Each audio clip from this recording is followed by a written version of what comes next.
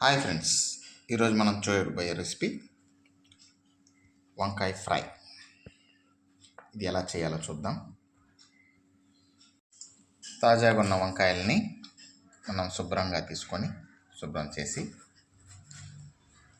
కొద్దిగా మంచినీళ్ళు తీసుకొని అందులో ఉప్పు వేసుకోవాలండి. ఆ ఉప్పు వేయడం వలన వంకాయలు మనకి కరుణెక్కకుండా ఉంటాయి. ఇలాగ వంకాయల్ని మనం ఇలా దబ్బలుగా పొడవుగా కోసుకొని ఇలా వేసుకోవాలి. పుచ్చులు ఉంటే మనం తీసేయాలండి. పుచ్చులు లేని వంకాయలనే వాడుకోవాలి.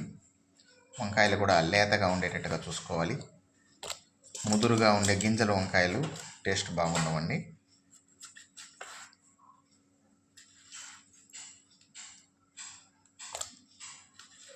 వంకాయలు ఎప్పుడు ఇలా ఉండాలండి, అప్పుడే టేస్ట్ బాగుంటుంది.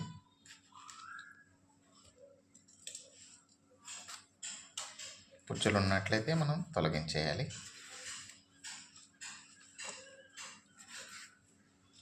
మనం ఉప్పు వేసి నీళ్ళల్లో కలబెట్టిన వలన మనకి వంకాయలు కరుణెక్కకుండా ఉంటాయి. మనం డైరెక్ట్గా ఉప్పు లేకుండా వాటర్లో వేసామంటే అవి ఒక రకమైనటువంటి కలర్కి వచ్చేస్తుందండి. వంకాయలు టేస్ట్ కూడా బాగుండవు, కరుణెక్కిందంటారు వాటిని. కాబట్టి మనం ఈ యొక్క టిప్స్ని ఫాలో చేయండి.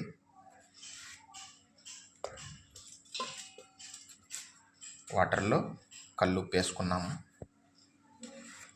1 టేబుల్ స్పూన్ కల్లుప్పు వేసామన్నమాట. కాబట్టి మనకి వాటర్ కూడా ఉప్పుగా ఉంటుంది. దానివల్ల మనకి వంకాయలు కరుణెక్కకుండా ఉంటాయి.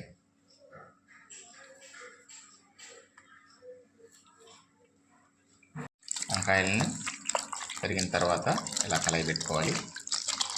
మనం 1/2 కేజీ వంకాయలు తీసుకున్నాము. మన ఎంతమందికి వంట చేస్తున్నామో దాన్ని బట్టి మనం క్వాంటిటీ పెంచుకోవచ్చు. దాన్ని బట్టి మనం వేసేటటువంటి ఐటము పెరుగుతూ ఉంటుందన్నమాట, కారం మిగతావన్నీ. ఇప్పుడు మనం 1/2 కేజీ తీసుకున్నాం కాబట్టి 1/2 కేజీ తగినట్టుగా మనం ఏమేమి వేయాలో చూద్దాం. స్టవ్ వెలిగించుకోండి. బాణల్ని పెట్టిన తర్వాత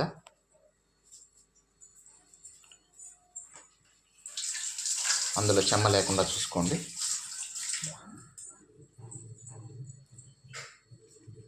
ఇలా చెమ్మంతా ఎవాబరేట్ అయిన తర్వాత ఆయిల్ వేసుకోవాలి, లేదంటే అవి చిటపట్లాడి మన మనుషులపైకి పడతాయి.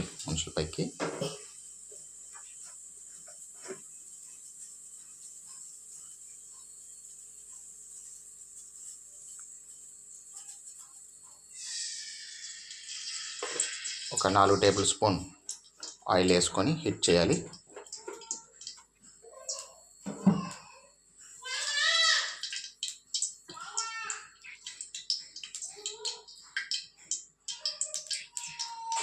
ఆవాలు 1 టేబుల్ స్పూన్ ఆవాలు వేయాలి.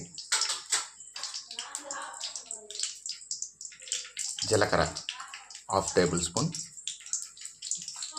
జీలకర్ర వేసి హై ఫ్లేమ్లో పెట్టండి.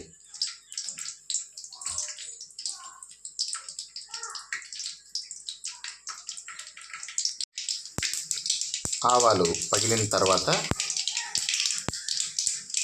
అప్పుడు మనకు ఆ చేదు లేకుండా ఉంటుందండి. ఇలా చిటపటలాడిన తర్వాత పచ్చెనగపప్పు, ఒక 2 టేబుల్ స్పూన్ పచ్చెనగపప్పు అందులో వేసుకోండి. అవి గోల్డెన్ కలర్లో లైట్గా ద్వారగా వచ్చే వరకు దాన్ని వేయించుకోవాలి. వెల్లుల్లి ఒక 5 పాయలు తీసుకొని ఇలా ఒకటి సగంగా దంచుకొని ఇందులో వేసుకొని ఇలా 4 పక్కల తిప్పుతూ ఉండాలి. పసుపు పొడి 1/4 టేబుల్ స్పూన్ పసుపు పొడి వేసుకోండి.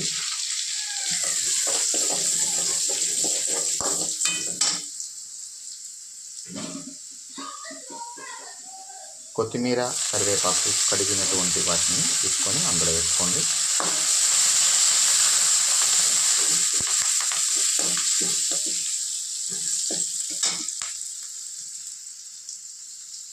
ఒక టేబుల్ స్పూన్ మిరప్పొడి, 3 టేబుల్ స్పూన్ మిరప్పొడి వాడాం. మీకు కారం ఎంత కావాలో అంత మోతాదులో మిరప్పొడిని వాడుకోండి. సాల్ట్ తగినంత వేసుకోవాలి. మేము వాడే మిరప్పొడి ఆర్చి కొలంబుతూల్ అండి. వాటిలోనే అన్ని పప్పులు దినుసులు అన్నీ కలిసి ఉంటాయి కాబట్టి మేము వాటిని ఎక్కువ వాడుతుంటాం. టేస్ట్ ఉంటుంది, ఆరోగ్యానికి బాగుంటుంది. ఇప్పుడు మనం కట్ చేసుకున్నటువంటి వంకాయల్ని ఉప్పు నీళ్ళలో వేసి పెట్టున్నాం కదా, కాబట్టి మనకి కర్రెక్కకుండా ఉంటుంది. ఆ వంకాయల్ని మనం ఇలా ఈ ఆయిల్లో వేసి 4 పక్కల కలుపుతూ ఉండాలి.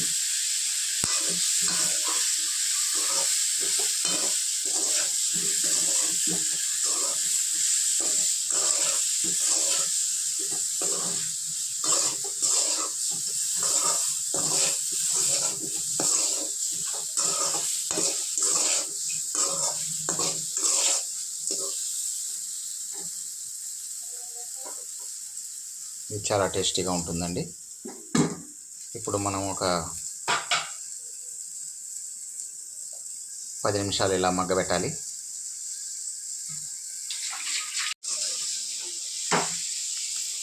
ఒక 5 మినిట్స్ అయిన తర్వాత మనం కొద్దిగా వాటర్, ఎక్కువ పోయకూడదండి, ఒక గ్లాస్ వాటర్ అందులో వేస్తే మనకు అది త్వరగా మగ్గుతుంది, కింద అడుగు అంటకుండా కూడా ఉంటుందండి.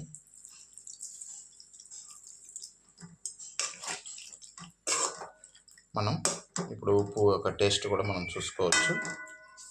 దానికి తగినట్టుగా మనం సాల్ట్, కారం కూడా యాడ్ చేసుకోవచ్చు అండి.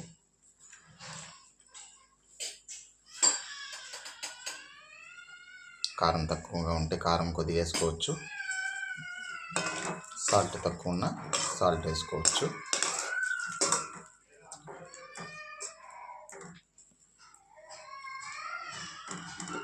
మళ్ళా ఒక 5 మినిట్స్ మళ్ళా మనం మగ్గబెట్టాలి.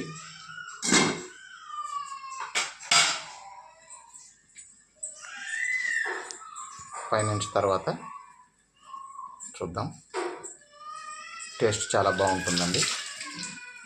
అన్నంలోకి ఏ కూరకైనా ఇది సెట్ అయిపోతుంది. చాలా టేస్టీగా ఉంటుంది. మామూలుగా వంకాయ కాయగూరలోనే రాజు అంటారు. చాలా బాగుంటుంది. పండుల్లో రాజు మామిడికాయ, మామిడి పండు, అది పడింది, ఇది పడింది కాబట్టి చాలా టేస్ట్ ఉంటుంది. మనం ఇప్పుడు వంకాయ ఉడికిందా లేదా అని చూసుకోవడానికి ఒక టిప్స్ ఉందండి. ఇలాగ దగ్గరకు వచ్చిన తర్వాత వంకాయని మనం టూత్ పిక్తో ఇలా దాన్ని పొడిచి చూడాలి. మెత్తగా వెళ్ళిపోయినట్లయితే వంకాయ ఉడికిపోయినట్లు. ఇప్పుడు కొద్దిగా కొత్తిమీర వేసాం. ఇప్పుడు వేరుశనగపప్పు వేయించుకున్నటువంటి వాటిని పైన తోలు తీసేసి మనం మిక్సీలో వేసుకొని దాన్ని పొడి చేసి దీనిపైన వెళ్తామన్నమాట.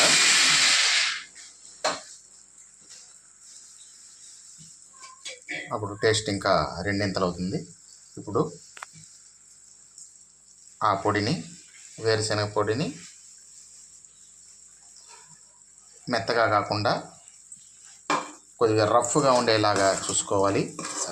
రవ్వగా ఉండేలాగా వేరుశనగపప్పు పొడిని వేసుకోవాలన్నమాట. మిక్సీలో వేయించినటువంటి వేరుశనగపప్పు పొడి అండి. ఇలా ఫైనల్లో మనం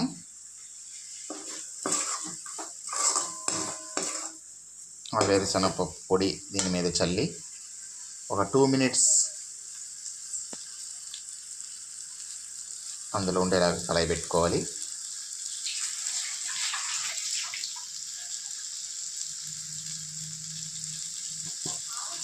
మనం వేరే పాత్రని తీసుకొని దాన్ని కూడా కొద్దిగా హీట్ చేయాలండి, చెమ్మ లేకుండా చూసుకోవాలి.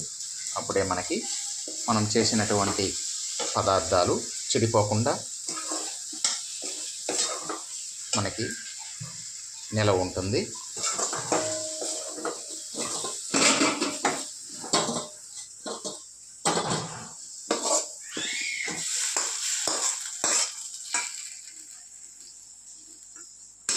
ఇలా మనం బౌల్లోకి ఈ యొక్క ఫ్రైని తీసుకోవాలి. దీన్ని మనం నంచుకునేదే విధంగా కాకుండా కలుపుకొని కూడా తినచ్చు, చాలా టేస్టీగా ఉంటుంది అన్నంలోకి. ఒకసారి మీరు పిల్లలకి ట్రై చేసి చూడండి, పెద్దలకి అందరికీ చాలా బాగుంటుంది, చాలా టేస్టీగా ఉంటుందండి.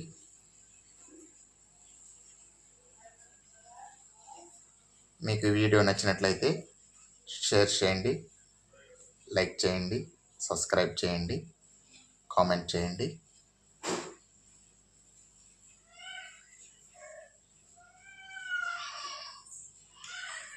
Okay friends, bye friends.